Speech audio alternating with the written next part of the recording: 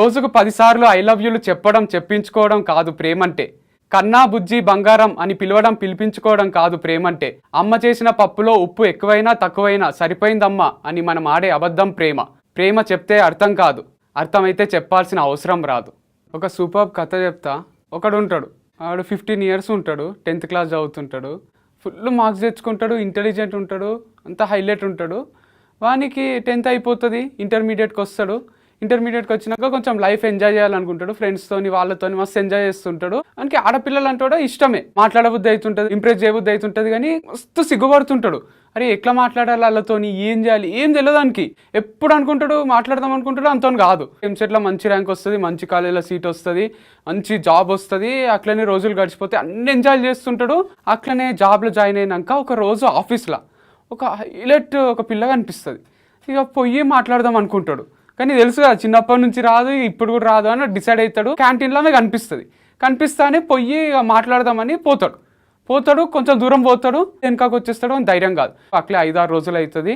తర్వాత ఒకరోజు serious decide అవుతాడు, పోవాలి మాట్లాడాలని పోతాడు. వంతను కాదు వచ్చేస్తాడు.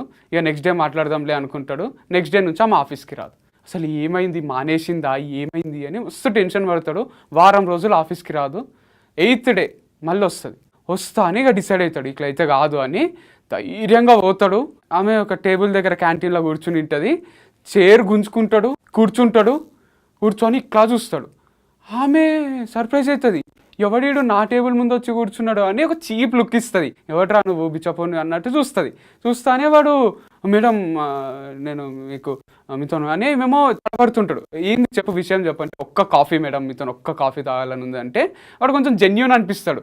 పోన్లీ ఒక కాఫీ అడుగుతున్నాడు కదా అని, సరే ఏంది చెప్పు అని అంటే, ఫస్ట్ కాఫీ ఆర్డర్ ఇద్దాం మేడం అంటేనే వెయిటర్ వస్తానే అని చెప్తారు. ఆమె ఏదో కాఫీ ఏదో క్యాపిచినో ఏదో పాష్గా ఏదో చెప్తుంది. వీడు కాఫీ అంటానే ఓకే అని వాడు పోతుంటే బిన్ కాఫీ విత్ ఎక్స్ట్రా సాల్ట్ అంటానే ఆమె కొంచెం ఏంది సాల్ట్ అంటున్నావు, ఏంది కాఫీ అంటే, నేను సాల్ట్తోనే తాగుతా కాఫీ, నేను చిన్నప్పటి నుంచి అంతే అంటే, ఎందుకు అట్లా అంటే, చిన్నప్పుడు మేము బీచ్ దగ్గర ఉంటుంటిమి, మా అమ్మ అంటే నాకు చాలా ఇష్టం, బీచ్ దగ్గరనే పెరిగినా, నేను పెద్దగా అయినా. తర్వాత కొన్ని రోజులకు మా అమ్మ చనిపోయింది. నాకు అప్పటి నుంచి సాల్ట్ వేసుకొని కాఫీ తాగితే మా అమ్మ గుర్తొస్తుంది, మా అమ్మ కోసం ఇట్లా తాగుతా నేను అని చెప్తానే ఆమె, అరే వీళ్ళ అమ్మ గురించి ఇంత బాగా మాట్లాడుతున్నాడు అంటే రేపు పొద్దున వీడు చేసుకోబోయే భార్యని ఇంకెంత బాగా చూసుకుంటాడో అని అనుకుంటుంది మనసులో. అట్లనే వాళ్ళు రోజు మెల్లమెల్లగా కలుస్తారు. ఆమె కొంచెం ఇంప్రెస్ అవుతుంటుంది. కొన్ని రోజులు అయినాక వాళ్ళకి లవ్ అయినాక మీకు తెలుసు కదా ఏమవుతుంది, పెళ్ళి అయినాక ఇక లైఫ్ అట్లనే ముందుకు పోతుంటుంది. తర్వాత పిల్లలు పుట్టినాక కూడా మస్తు హైలైట్ ఉంటుంది లైఫ్. పెద్దగా అవుతారు, అంతే అవుతుంది, వీళ్ళు పెద్దగా అవుతారు. వీళ్ళకి 70 ఇయర్స్ అట్లా వస్తాయి. సడన్గా ఒక రోజు చచ్చిపోతాడు. ఈ భార్యకు మస్తు బాధ అవుతుంది, భార్యలకు అవుతుంది కదా బాధ, అట్లనే ఈమెకు కూడా అవుతుంది. వాడు చచ్చిపోతాడు, కానీ ఆమె చచ్చిపోలేదు కదా. పోయి వన్ వస్తువులన్నీ చూస్తుంటుంది, కొంచెం ఏడుపు వస్తుంది. ఆమెకు ఒక డైరీ దొరుకుతుంది. ఓపెన్ చేస్తానే ప్రతి పేజ్లో ఒకటే రాసి ఉంటుంది, నాకు సాల్ట్ అంటే వాంతికి వస్తుంది, నాకు సాల్ట్ ఇష్టం లేదు, రేపు పొద్దున్న లేచి నా భార్యకు చెప్పేస్తా అని రోజు అదే రాసుకున్నాడు. ఒక్కరోజు కూడా ఆమెకు చెప్పలే. డైరీలో మొత్తం అదే ఉంటుంది. మీకు ఏం అర్థం కాదు, అన్నీ చూస్తుంటే వాడు అన్నీ రాసుకుని ఉంటాడు.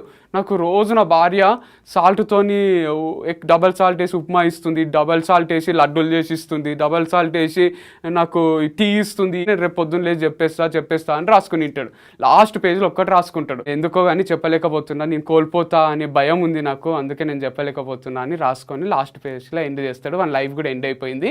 ఆమెకు మస్తు బాధ అవుతుంది, ఓహో వీనికి ఇంత అసహ్యం ఆ సాల్ట్ అంటే అని ఆమెకు బాధ అవుతుంది. తర్వాత ఒక లెటర్ దొరుకుతుంది. ఆ లెటర్లో ఏం రాసి ఉంటాడంటే, నేను ఆ రోజు కాఫీ విత్ డబల్ షుగర్ అని చెప్దాం అనుకున్నా, డబల్ సాల్ట్ అని కన్ఫ్యూజన్లో చెప్పిన, ప్యానిక్ అయ్యి నేను చూసి ఏం మాట్లాడాలో అర్థం కాక. తర్వాత నువ్వు మాట్లాడిచ్చినావు, ఏంది సాల్ట్ ఏంది అంటానే నాకు చాలా సంతోషమైంది, నువ్వే అడుగుతున్నావని. నేను ఏమేమో స్టోరీ అల్లేసి బీచ్ అని అమ్మని సాల్ట్ అని ఏమేమో చెప్పేసిన.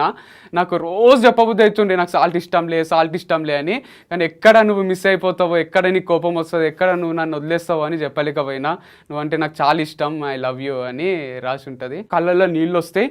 నెక్స్ట్ డే నుంచి ఆమె ఏం చేయాలో అర్థం కాక వాడిని మర్చిపోలేక ఆమె కాఫీ చేసుకొని దాంట్లో డబల్ సాల్ట్ వేసుకొని ఆమె తాగడం స్టార్ట్ చేస్తుంది. ఆమె అన్నిట్లో ఉప్పు వేసుకొని ఆయన గుర్తులు మర్చిపోలేక అట్లా చేయడం స్టార్ట్ చేస్తుంది. కథ వీడికి అయిపోయింది.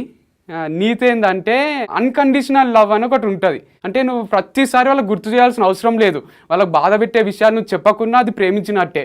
చిన్నప్పుడు స్కూల్కి పోయేటప్పుడు మా పిన్ ఉంటుండే, టీచర్ ఉంటుండే. నేను 3rd 4th క్లాస్ ఉంటుంటే ఆమెకు బర్త్డే ఉన్న వాళ్ళందరూ స్వీట్లు అవి ఇవి తెచ్చిస్తుండ్రి. ఆమె దాచిపెట్టుకొని సాయంత్రం ఆ స్వీట్లు తినకుండా నాకే ఇస్తుండే. అంటే నేను తింటేనే ఆమెకు సంతోషం. సో బ్లడ్ రిలేషన్ లేకపోయినా మేల్ ఫీమేల్ జెండర్ ఏ డిస్క్రిమినేషన్ లేకుండా there is something call unconditional love. So అది చూపిస్తే అది మనకు తిరిగి వస్తుంది. మా బుక్లది ఒక కొటేషన్ దీనికి మస్తు సెట్ అవుతుంది అనిపిస్తుంది. అది ఎట్లుంటుంది అంటే, రోజుకు 10 సార్లు ఐ లవ్ యూలు చెప్పించుకోవడం కాదు ప్రేమంటే. కన్నా బుజ్జి బంగారం అని పిలిపించుకోవడం కాదు ప్రేమంటే. అమ్మ చేసిన పప్పులో ఉప్పు ఎక్కువైనా తక్కువైనా సరిపోయిందమ్మా అని మనం ఆడే అబద్ధం ప్రేమ. ప్రేమ చెప్తే అర్థం కాదు, అర్థమైతే చెప్పాల్సిన అవసరం రాదు.